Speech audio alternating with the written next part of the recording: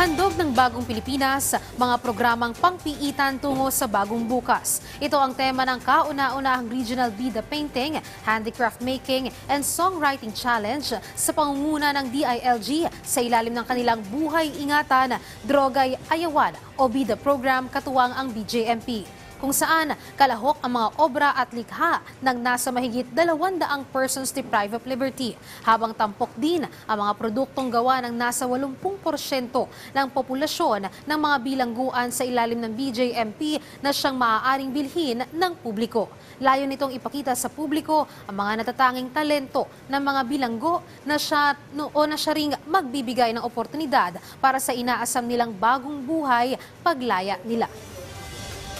Malaking tulong kasi pagka sila na lumaya, at least may natutunan silang mga skills. At medyo maano na naman ulit ang kanilang kumpiyansa sa sarili. Pag lumaya sila, na may mga makukuhanan silang hanap buhay. Nasa mainstream ng community uli, ay the community will embrace them, no, because they have their talents in. They are also prepared inside paano sila makikipamuhay uli once they get out.